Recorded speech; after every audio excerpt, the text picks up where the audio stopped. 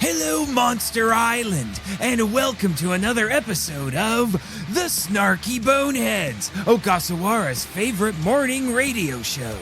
I'm your host, Wade. And I'm the Batman to his Robin, Rito Revolto, or Rito Bandora, depending on who you talk to. I ain't no Robin, but hey, if you're Batman, doesn't that mean we teamed up a couple times in some comic books recently? You're on crack. Don't you know we aren't supposed to come to work inebriated,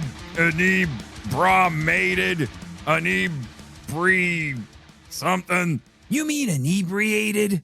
Yeah, that. Thanks, Wade. You talk better than you look. You're welcome, Rito the Kettle. Wade the Pot says it's time for the news.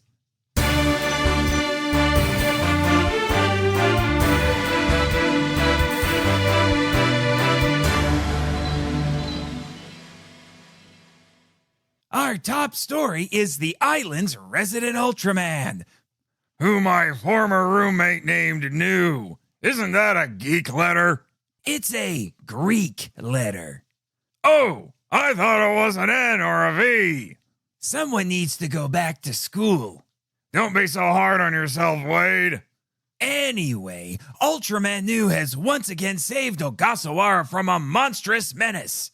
If you were wondering why the Saturday edition of our show went off the air over the weekend, it was because of a huge floating robot head from outer space. According to Mako's leader, Captain Dark, this self-proclaimed machine god emitted a powerful signal that could manipulate technology. It's believed it shut down some machines and seized control of others as the first step toward taking over the world. Of course! Ha ha! Why it chose Monster Island as its first target in this invasion remains unknown. It was scared of me! Then why aren't you on the board? Because my pseudo-sister won't let me join. Then that Miss Repulsa is a lot smarter than your actual sister. Why, I oughta... Thankfully, Mako was able to quell the short-lived machine uprising, while Nu destroyed the floating head in spectacular fashion. Ha ha! Best fireworks show I've ever seen. My money says this was another Rogue Machine Empire survivor. I have a history with them. You fought them once after months of being the slave of two human teenagers and running from the robots in an RV. Still counts! Sure. Anyway, I think Nu is a great addition to the growing number of superheroes who call the island home. I hate it. I have to plug my non-existent nose every day I walk out of my apartment.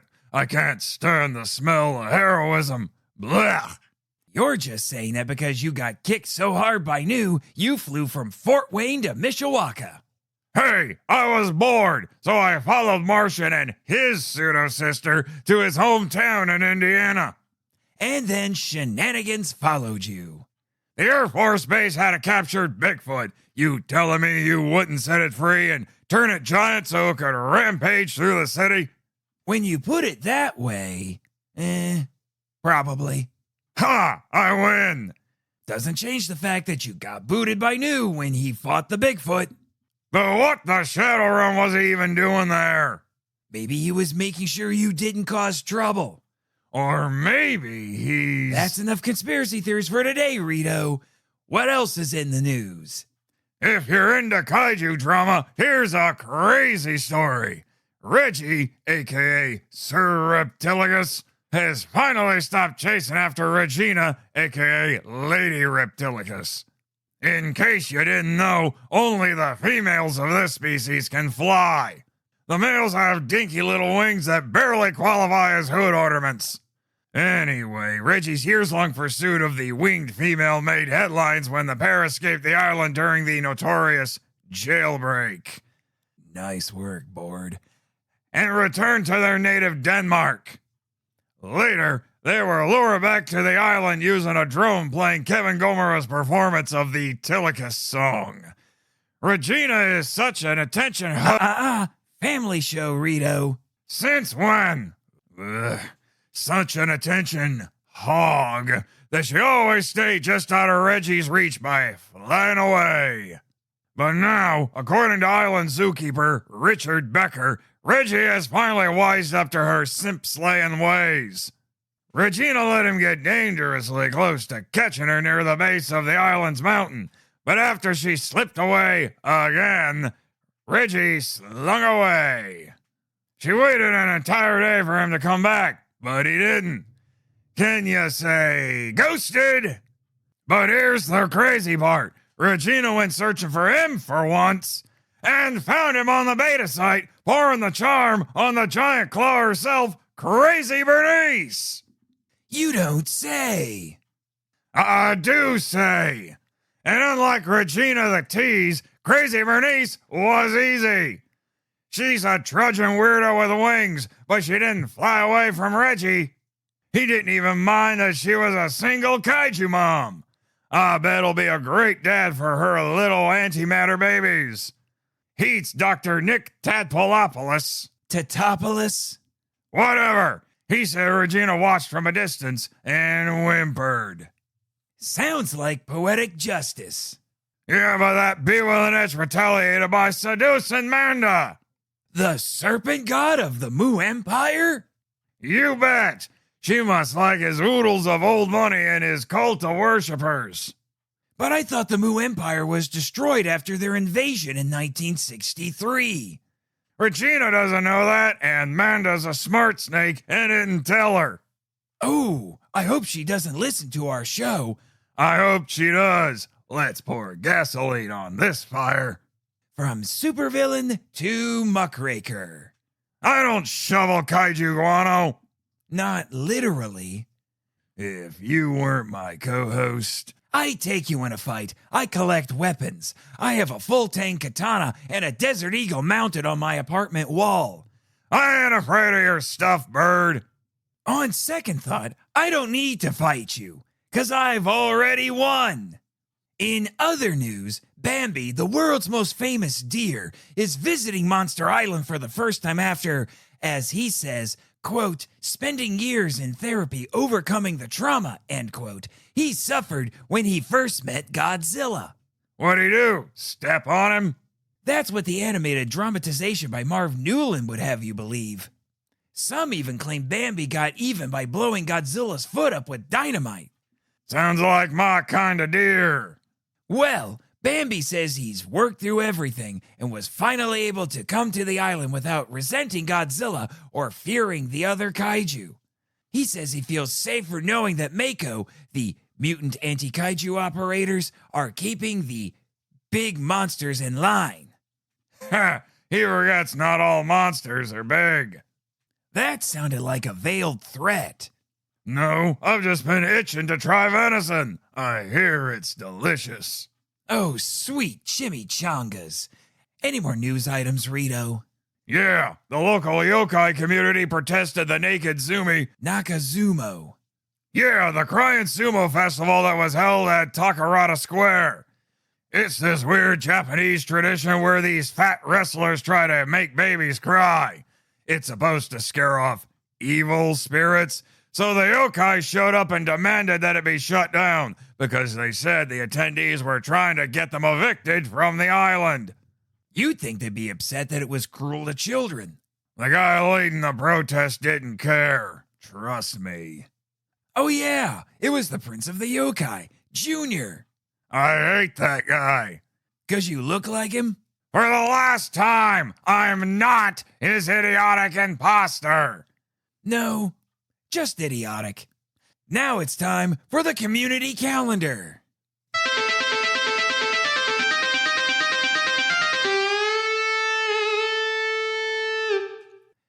The Sekizawa Library has announced that it will celebrate the 60th anniversary of the Ultra series on July 10th with a special Ultraman festival. It will include face painting, a cosplay contest, a performance by the rock band The Bandai Mandates, and more. Librarian Jane Harper even said there might be special appearances from Ultra Series actors or even an Ultraman himself. Yuck! I'm staying inside to avoid the smell. The smell of what? Heroism! Ultras are the only superheroes who smell worse than Power Rangers. Didn't you say that about your old roommate? Come to think of it, yeah. You don't think? Nah. For more details, check the Sekizawa Library's website. Speaking of stinking heroism, the VR Trooper Recruitment Office is having its grand opening this weekend. Anyone interested in joining Virtual Reality's Defenders can come by and take an initial test on their surplus of Nintendo Virtual Boys. Seriously? I may have editorialized. That's a big word for you. Shut up. Finally, on April 1st, the previously mentioned Dr. Nico Tatopoulos and Pan-Pacific Defense Corps scientist Dr. Herman Gottlieb will lead a debate in Monarch Outpost 83's auditorium on the subject, Are Dragons Kaiju? Oh, I can finally prove I gave my sister a kaiju for her birthday when we were kids. If only there was a consensus on what a kaiju is. Tell that to the gatekeepers Martian had on his show. But I like my job. That makes one of us, and now let's take a look at the weather. Today's forecast calls for a 50% chance of thunderstorms, dependent on Ghidorah's mood, but a 0% chance of meteor showers. Shouldn't those percentages be broken up into thirds because, 3 heads? I'm not arguing with the numbers. Never argue with Ichi and Nee. They're scary. Kevin, on the other hand... He's my friend. Of course he is. But do you always have to mention meteor showers? Hey, after the island got bombarded a while back, the board decided to always warn people if it might happen again. Yeah, things have been a little weirder than normal since then. The kaiju have been more aggressive. It's almost like the board planned it so they could form Mako. Might want to quit while you're ahead, Wade. This ain't Titan Truth with Bernie A's. I don't like your tone, Rito. So let's go to our traffic report.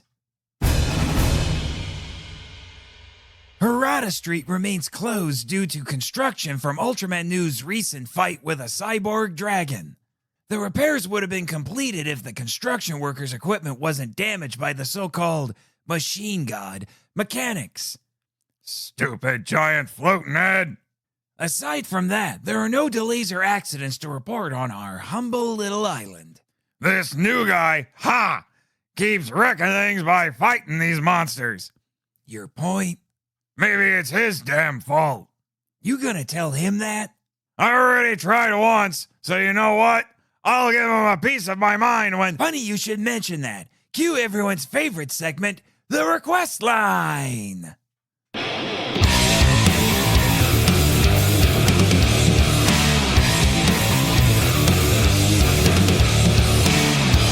Oh, 1-800-BONE. Don't bother. We've already got a request. Huh? From who? Ultraman Nu. He called? Yep. And he had opinions about you, Rito. That's why I said it was funny you mentioned wanting to tell him off. Trudge. Here's his voicemail. I am Ultraman Nu. I have heard your radio program and find it amusing, despite it being hosted by a nefarious and dim-witted supervillain. My primary purpose in calling is to reassure the residents and visitors of Monster Island that they have nothing to fear from me. I am here on an important mission, and once that is fulfilled, I shall return to the Land of Light on Planet Ultra. It has come to my attention that someone has made a piece of music in my honor. My human contact tells me that such people are called fans. At his insistence, I have sent you the song to play on the air, Wade. It was composed by Silver Sage. Farewell. Let's take this up a notch. What'd you think of that, Rito? Jerk. So here's the I guess we'll call it the Song of Ultraman Nu by Silver Sage. Crank it up!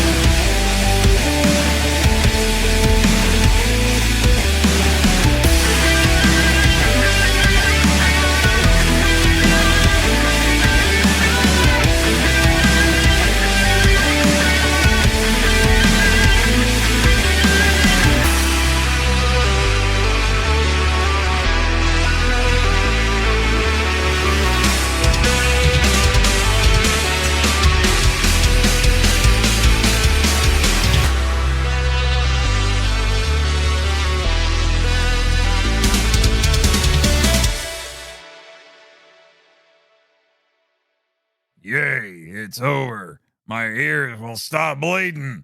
What ears? I ain't got time to explain my unique anatomy. I call you Rito the Body Ventura, but you're missing most of your body. I put up with less abuse from Ed than this. Even now that he's the goody two-shoes husband of the Mystic Mother? Ugh, it's worse than ever. Wow! When even the nice guys hate you. I think it's the one evil thing about him the Z-Wave couldn't wipe out. That's some deep-seated negativity. Have you considered couples therapy? Wait, you! Stay tuned for the Monster Island ASMR show. Hasta la vista, boners! Hey, that's my line!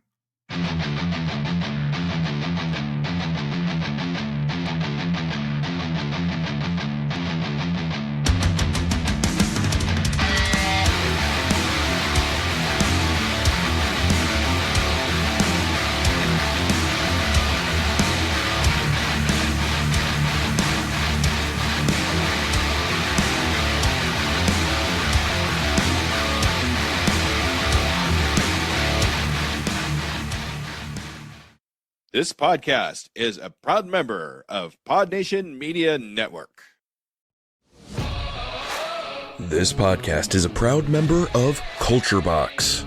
Whether you enjoy geeky reviews, comedy, or original fiction, you can open up the Culture Box and find something excellent for your soul. Point your web browser to culturebox.media.